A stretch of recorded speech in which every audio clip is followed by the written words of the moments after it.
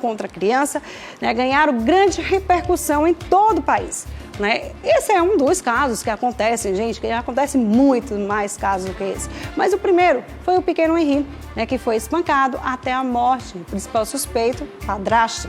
E do paraibano Gael, de apenas 3 anos, gente, eu tô me arrepiando todinho, que também morreu devido ao espancamento de uma mãe. A mãe é a principal suspeita. E para falarmos aí sobre este assunto, recebo hoje o psiquiatra Tiago Guedes, está aqui para tirar as nossas dúvidas. Já estou bem tremendo todo, porque eu nunca vi isso não, viu? Meu Jesus do céu, como é que a pessoa bota um filho no mundo e faz isso, né? Que coisa. Seja bem-vindo, meu amigo. Bom dia, tudo bom? Obrigado. Bom dia, Marília. Tudo bem? Fala pra gente qual que é a diferença entre correção e agressão.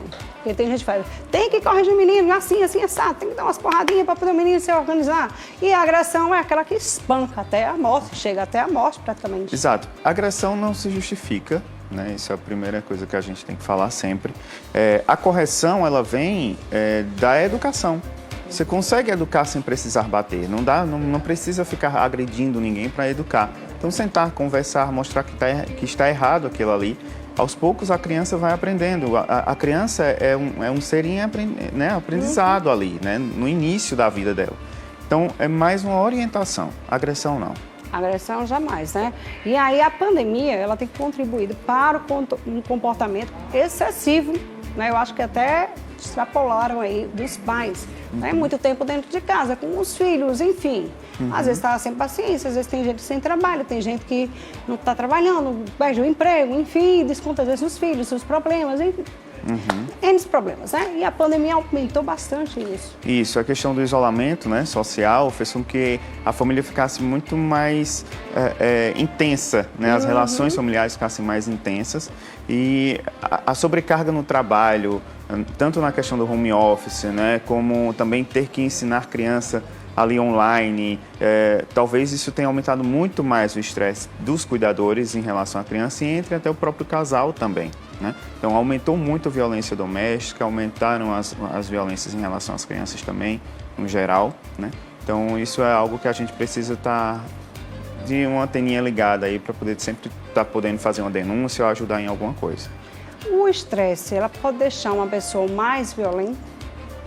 O estresse pode deixar uma pessoa mais irritada, né? E essa irritabilidade pode gerar, sim, uma violência. Né? Agora a gente tem que saber muito bem diferenciar para tudo não estar sendo justificado porque estava estressado por causa de um cansaço. Não, né? Não dá para ser assim também. Mas, sim, a gente até fala da síndrome do cuidador, né? Quando a gente cuida de alguém, né, que necessita muito dos nossos cuidados, existe uma tendência a gente poder ficar mais irritado, né? E aí, às vezes, causando realmente até uma agressão. Mas isso tem como ser evitado também. Doutor, me explica uma coisa. Tem como identificar quando uma criança ela está sendo agredida, sofrendo algum tipo de agressão? Tem como? Qual é o comportamento dessa criança? Como é que ela fica? A criança, quando ela sofre algum tipo de violência, seja ela de qualquer tipo, né? Agressão sexual, física, verbal, existe uma tendência de mudança de comportamento e reprodução desse comportamento também. Então, uma criança que fica um pouco mais sexualizada, é importante a gente poder entender por que ela está agindo dessa forma. Uma criança que fica um pouco mais agressiva com os coleguinhas, né, dentro da própria escola ou dentro da família, né? Ou que muda muito o comportamento de ficar muito retraída também, né? Isolada, retraída, entristecida. A criança reflete muito isso. Desenhos, né? Criança coloca alguma coisa, isso. Né? Então, representa bastante a forma como a criança consegue expressar. Como diminuir a agressividade Vamos falar dos pais, né? Como diminuir como os pais podem fazer para tentar se controlar mais? Primeira coisa, nós que somos pais, eu não sou, mas quem precisa ter um pouquinho de paciência, porque você sabe que você tem uma criança que está em crescimento, em desenvolvimento, e ela não vai ter o mesmo raciocínio e pensamento seu, né? Não tem a mesma compreensão de mundo e de vida sua, então ela vai ter que aprender. Então é um processo de aprendizado, tá? Então esse é o primeiro ponto. Então, trabalhar esse tipo de paciência. Segundo, se está muito sobrecarregado para você, muitas vezes isso fica muito no papel da mãe, Isso, tá? a mãe fica Então, muito assim, tem que conversar com o pai, porque o pai tem as mesmas responsabilidades que a mãe na Exatamente. criação do bebê, né?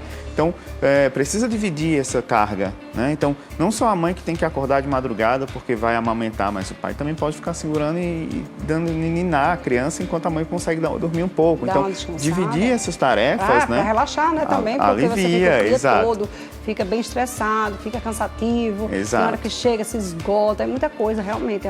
A mãe fica responsável também pela educação escolar da criança dentro de casa no home office, por exemplo, né? Isso daí também pode ser dividido. Então, assim, tem N formas de você dividir as tarefas entre os pais e se realmente está muito pesado para você, pedir ajuda a alguém, né? Então, percebeu que você está muito estressado, que está muito irritado com seus filhos, pedir logo ajuda, ir a uma psicoterapia, procurar ajuda com algum familiar, já vai aliviar bastante. No caso do Henri, né, na posição daquela mãe, na sua visão, assim, o que é que ela deveria ter feito? Porque viu o que estava acontecendo, tudo aquilo e simplesmente não fez absolutamente nada.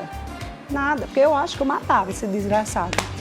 Me perdoe, minha gente, porque Maria, misericórdia, eu nem gosto de pensar nisso. Mas, no caso de uma mãe dessa, como é que a pessoa sabe, sei lá, sabia alguma coisa, acho que ela sabia, tá com a gota, não. E deixou acontecer e chegar a esse extremo. Às vezes existe também essa cegueira, tá? Pode existir também essa cegueira em relação... A gente faz muita vista grossa em relação a alguma coisa relacionado a sentimentos também, né? Então, essa mulher, ela pode ter ficado cega, mesmo sabendo, mas é como se ela não conseguisse entender o motivo ou algo do tipo, tá? Isso pode acontecer. E também tem o caso que a gente é conivente com a situação, né? Então, eu sei e deixa acontecer, é a forma como ele vai aprender mesmo, né? Então, termina gerando, quando você não se impõe em relação a essa violência, você está terminando ajudando a essa violência acontecer. É verdade.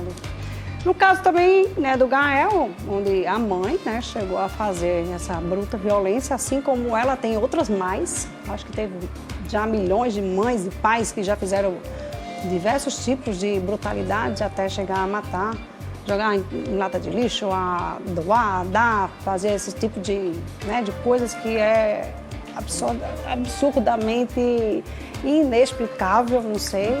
E nesse caso dessa mãe, do Gael, será que tem uma explicação, doutor, para isso? Como eu te falei, a gente não consegue explicar esses atos de violência, tá? É muito fácil, depois que ocorre uma agressão, uma morte, dizer, tem problemas psíquicos, né? Primeiro, a psiquiatria, Tudo diz que tá doido, né? E logo assim, eu tenho problema disso, eu tenho problema daquilo. Tem que ter muito cuidado. Para poder se livrar do cantinho lá. Tem que ter muito cuidado nisso, porque a psiquiatria não justifica por você ter algum transtorno psiquiátrico você aliviar uma pena. Isso não existe, tá? É sempre importante afirmar isso, informar isso à população também. Não é porque ele é esquizofrênico ou porque ela estava deprimida que aconteceu esse tipo de violência e fica por isso mesmo. Em casa, não, isso não existe, né? A avaliação na psiquiatria, ela é se naquele momento você tendo realmente o transtorno, se naquele momento você agiu devido ao transtorno. Então tem uma certa diferença. Então, um esquizofrênico que mata alguém, por exemplo, ele vai ser julgado normal como qualquer uma outra pessoa, a não ser que aquela morte tenha a ver talvez com o delírio daquele momento em que estava acontecendo. Eu acreditei que aquela pessoa ia me matar, por exemplo, né? Então, se existe uma relação causal da morte com o transtorno em si, aí a justiça consegue fazer uma aliviada nessa pena, né? Mas, se não, só por você ter ou por você fazer um tratamento, não justifica nenhum tipo de violência, não justifica nenhum tipo de crime. Tem muitas crianças que evitam estar perto de um adulto que está, fazendo algo de mal para essa pessoa. Seja uma violência, seja algo a mais, né, que a gente vê muitos casos aí também, né, de pais abusando dos filhos, né? Então, quando a criança começa a se afastar, tem medo, começa a evitar, isso também pode ser um sinal. Um sinal também, né? Que é aquela questão do retraimento. Sempre escutar a criança, né? A gente tem uma mania de não ouvir criança os filhos. Criança é brincadeira, gente. Criança fala mesmo, viu? Isso. Então, assim, sempre escutar. Se tiver fundamento ou não, deixa para entender depois, mas naquele momento acolhe a criança, né? Acolhe. Se ela está falando que não quer ir para casa do tio, que não quer ir para casa do padrasto, não manda, não fica insistindo nisso, tá? Exatamente, não faz essa besteira, porque às vezes pode ser que ele queira falar alguma coisa através disso, do medo, né? Não queira dizer, porque às vezes tem uma ameaça aqui, outra ali, pode ter, né? E também perguntar, por que você não quer ir para casa do tio? Por que você não quer ir para casa do vizinho, né? Aconteceu alguma coisa, né? Me fala, você pode contar comigo, né? Eu vou estar te ouvindo, porque a criança tem muito disso, ela precisa de segurança para poder falar, né? Então, se a gente sempre fecha os ouvidos e os olhos, ou sempre leva aquilo que a criança tem para dizer numa brincadeira ou como algo irrelevante, a criança vai parar de conversar com a gente, ela não vai ficar conversando, ela não vai ter confiança nos pais em contar algo que está acontecendo. Exatamente, tem que contar e pronto. E você que é pai e mãe tem que conversar com os filhos, né? Saber o que está acontecendo, se está acontecendo alguma coisa, para que eles possam relatar, né? Com calma, né? Eu acho que brincando, até ali, vamos desenhar. Por que você não quer ir para casa do tio, digamos assim, né? Faz um desenho aqui, o que é que está acontecendo, o que é que tem na casa do tio? E às vezes a criança vai colocar ali, porque nós somos inocentes, nós somos inocentes, gente, ai meu Deus. Mas é isso, deixa um recadão aí, né, para a nossa população que está nos assistindo agora, quem está nos vendo, que é pai, que é mãe, né, para quem tem mais paciência. Claro, criança tira realmente a paciência, a gente tira, tem hora que falta paciência, respira fundo. E qualquer coisa você diz, sabe da coisa? Vai, faz isso, faz aquilo. Eu sou muito assim, quando ele começa a encher os olhos, eu quero. Tom. Pra poder não piorar a situação. Então, eu prefiro fazer logo do que ficar me estressando e menina aperreando muito. É errado? Eu acho que sim. Não é bom você também fazer e dar tudo que o menino já quer, não. Mas é errado, eu tenho certeza disso. Mas tá aqui pra dizer isso. Super errado. Mas para evitar, né, algum outro tipo, né, de estresse maior, você vai e faz. Mas não é certo, né, doutor? Não é certo também. É exatamente isso, é conversar para que ela possa entender que aquilo ali, naquele momento, não é possível. Pode. Não é gente. Quando eu falo para o Caio, não! Aí Caio insiste muito, sabe? Não, Caio. Mas eu fico com uma pena, mãe é besta demais. Mãe é besta também, mãe... Só falta, pronto, fui pedir com jeitinho, aí pronto, lascou tudo, minha gente. Né? Isso. Pede com jeitinho. Ontem ele estava lá em casa, ele queria um lápis daqueles para riscar um quadrinho. Aí o pai dele vai dizer, não vou dar não sei o que. Aí daqui a pouco eu disse, olha, tu vai lá e fala assim com jeitinho que ele vai dar. Aí ele chegou com jeitinho, papai, me dá um lápis, depois você compra outro. Pronto, quebrou o pai. Aí no instante ele deu ligeiro demais. É assim, né não? O menino deixa a gente tudo sem chão, gente. Desse jeito é complicado. Isso, mãe, então assim... É sempre importante ouvir os filhos, isso é essencial, né? Ouvir o pedido, ver se é possível, conversar, né? E ter sempre uma rede de apoio. É importante que os pais tenham também, os cuidadores no geral, né?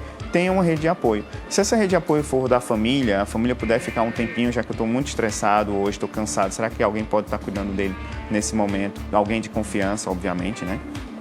Pode estar cuidando. Ou então eu posso também procurar uma rede de apoio como um psicólogo, né? Que dá para poder me dar algumas instruções de como me comportar, me portar nesses momentos em que eu estou mais exausto, né? Então isso é bastante importante. Muito bem, tá aí. Bom demais. Obrigada, viu, doutor, Obrigado por sua participação aqui, por ter tirado nossas dúvidas, né? E vamos ter mais cautela, mais calma, mais tranquilidade, minha gente, né? Estamos vivendo uma pandemia onde nossa família está reunida, temos que estar mais juntos, amando uns aos outros, dando mais amor, carinho, ter paciência. Quando um estiver estressado, vai para o outro lado, vai para o quarto, fica na sala. E assim vai, gente, vai tentando contornar a situação das coisas, né? Tenta respirar, ficar mais tranquila. Qualquer coisa sobre um calmante aí, dá tudo certo, viu? Vamos embora, porque daqui a pouquinho tem aquela receita de macarrão, que é uma